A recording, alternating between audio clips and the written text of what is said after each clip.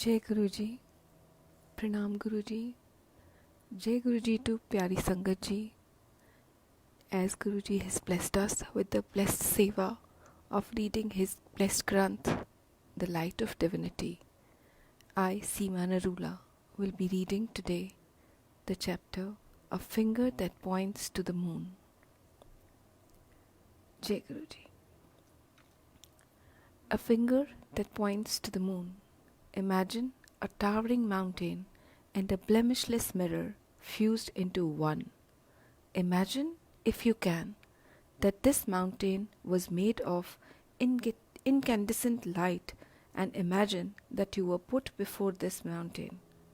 Your breath frozen in your throat, you looked at it. This is what your first darshan of Guruji would be like. When he wills this meeting to happen, he will penetrate into the core of your being. You will be redundant of all the pretension. Your soul will be exposed to his gaze. And when you see yourself in him, when you glimpse your own lion-like divinity, you will be truly be his disciple. Do not imagine that this meeting will not happen. Do not imagine that the Guru was made up of the body and has disappeared into the void. There are more darshans to come, 100,000 meetings to happen, and a majestic promise to be fulfilled between Guruji and his beloved disciples. The promise of love, that the Guru and the disciple be united in the clasp of eternity. We can keep our part of the promise by beginning to know ourselves. For the Satguru, our Guruji, is a mirror put up before our eyes so that we can recognize ourselves. The Guru, as the world itself shows, removes the darkness, gu, of ignorance and the light, ru, of wisdom. In this nation's sacred tradition, the Guru is put on a pedestal even higher than that of gods. He is seen as the sine qua non of the spiritual journey. He is the guide without whom the tentative first-time climber and the stalwart spiritual mountaineer are both lost. He is not only the path, not only the gate through which the seeker goes, but also the goal, the top of the mountain.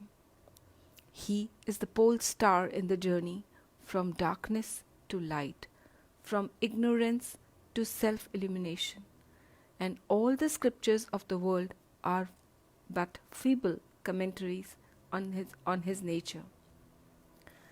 They are the fingers that point to the moon. But when you have Guruji's darshan, the moon is right before you, incandescent. If you choose to avert your gaze, not once, but again and again, the light of truth is too strong for you. The Guru's call is to the divine in you. His word or Shabad, his hukam or fiat is like the pebble that hits the lake. The entire lake shivers with the form of its energy, and know that this energy is contagious. It is inescapable. Meeting the Guru or having his darshan is not like going for a social visit. It is like going to war, knowing you are going to lose. It is like watching a fire burn the house of your ego down. It is preparation to meet the highest. For the Satguru robs man of his defenses. You cannot win over a Satguru with words, alas. You cannot put up an appearance before him. He knows the truth of your being. Accept that. Hide nothing. Don't play games with him. When you come to him, it is not who you are that matters. It is not how confounded you are, or how dark your deeds were, or what promises of saintlessness you are now making. What matters is whether you have said yes.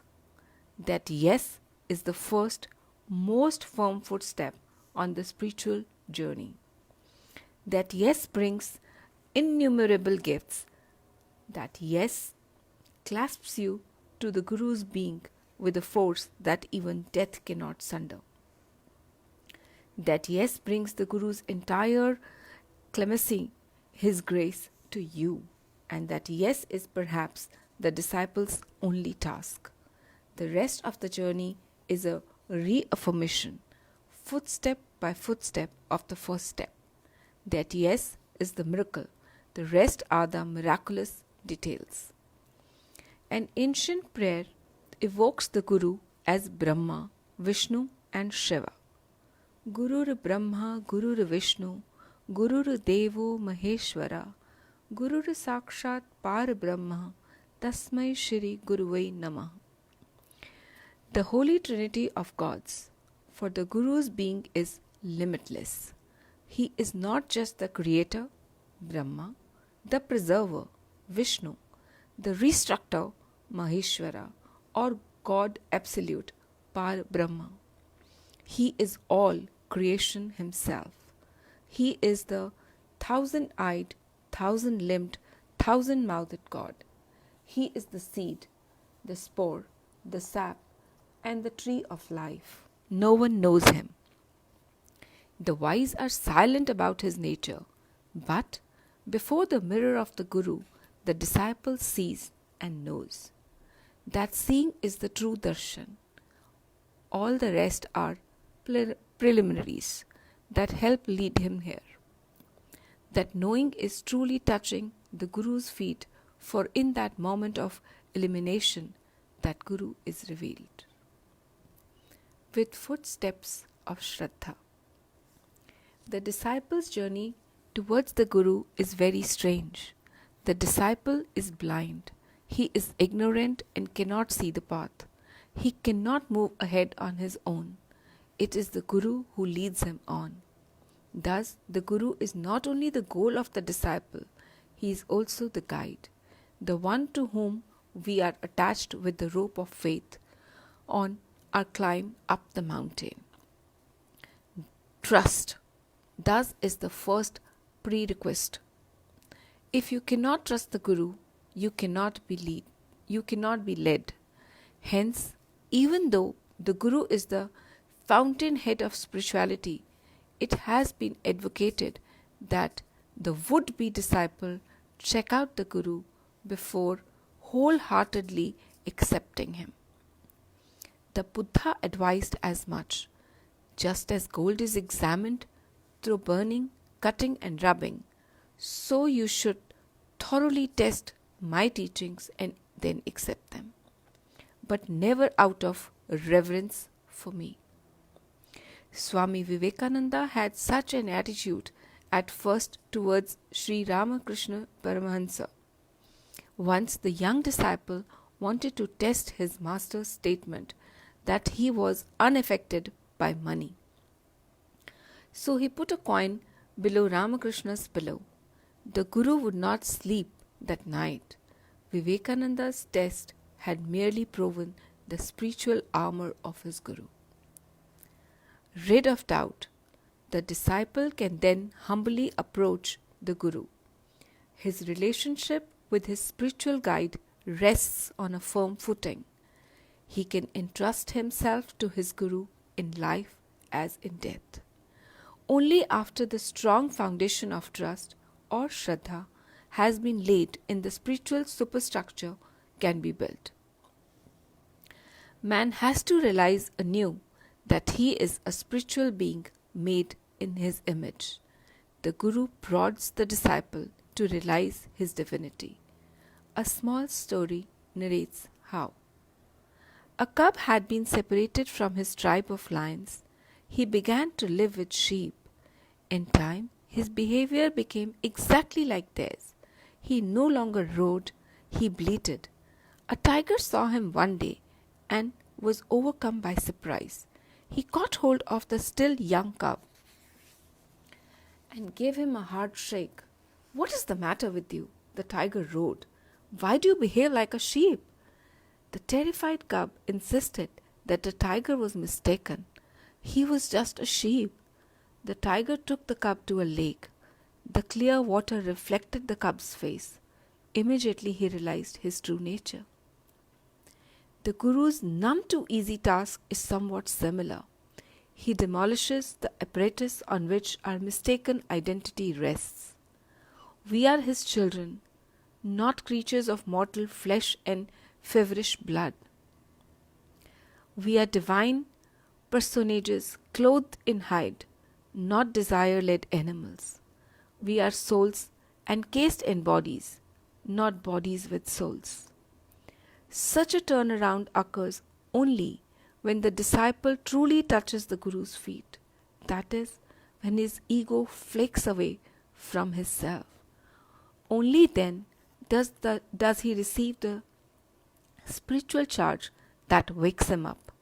The Guru is a spiritual powerhouse, transmitting the current of spirituality into his disciples.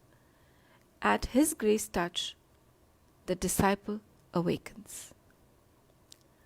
Much preparatory work has to be done, however.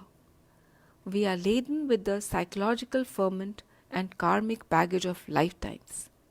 The powerful eddies generated by our karmas, acting on minds not equipped with the right attitudes, can break our legs even as the journey begins.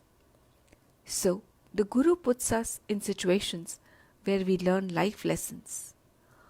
Armed with the axe of right attitude, we hew our path through the many obstacles of life. The Guru's grace is never more evident when life comes up with a challenge or a test. At such times, to quicken the spiritual evolution of his child, the Guru can make the disciple's karma upon himself. The Guru can take the disciple's karma upon himself, elevating his miseries, causing effects. Sensing that we are about to set our foot on a karmic crevasse, he lifts us up and carries us on his own shoulders. What encompasses can be helped can be heaped on such a Guru. He can only be silently loved, fully followed. Yet there are times when the disciple resents his Guru. The Guru leaves no psychological stone unturned to perfect his spiritual son. But the disciple's commitment wilts as the Guru operates on his mental makeup. However much the disciple may flinch from his Guru's ego-hurting blows, the Guru, bent on the disciple's perfection, carries his task through.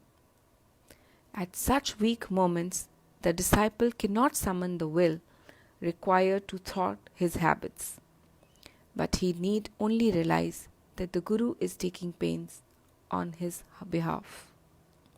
The Guru's sole interest, unlike the self-interest concealed in every human relationship, is the disciple. His only interest is to take the disciple Godward. Whether he moves mountains of karmas out of disciple's way to do this, whether he heals him of disease or of mental plagues, that is his wish. There are only means to the end of leading the disciple to God. The Guru selflessly spends a huge amount of energy and time in fashioning a disciple. The journey up the spiritual mountain is no picnic. Spirituality, as the Sadguru transmits it, is not a comfort-giving philosophy. It is no cosmetic cream that can make our social faces and psychological masks look more beautiful for the moment. It is not a set of ritual or rites that we can fulfill to gratify ourselves or to flatter God. The spiritual terrain is a life-consuming affair. It is not a path that one's tread can be walked out of. Once you are with the Guru, once you accept his stewardship, you must go where he leads you. The Guru is our only chance to reclaim our divinity. He is the ladder that leads to God. He is the one who grants us self-realization. Everything is in his hand, is a device. From how he escapes the crowd, to how he positions his relationship with us, but at all times he is our Guru. No matter where he is joking, no matter whether he is joking or lending an ear to the happening of the day, he is our Guru first, foremost and last.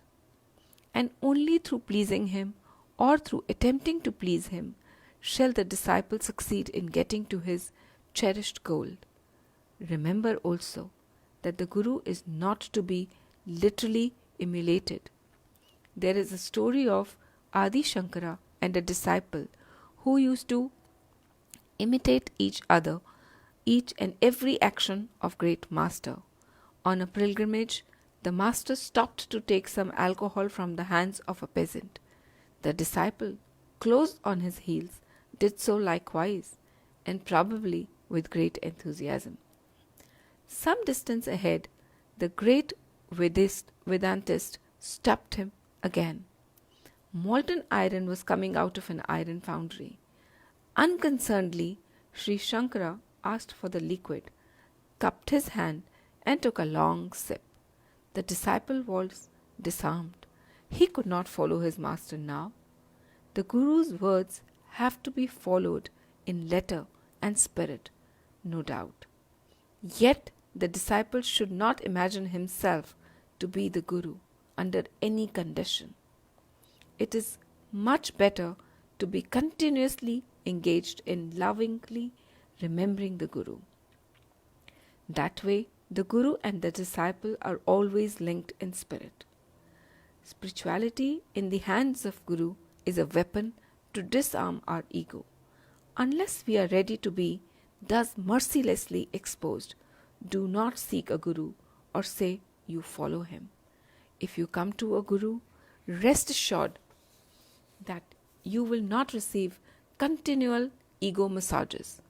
In fact, once you have fallen for a Guru, even slight indication of his favor may disappear. The greatness of the Guru lies in that he takes us as we are, warts and all. He loves us in spite of our blemishes. He sets no preconditions for our entering his path. Entirely self-sufficient, absorbed in cosmic bliss, he wants nothing, craves nothing.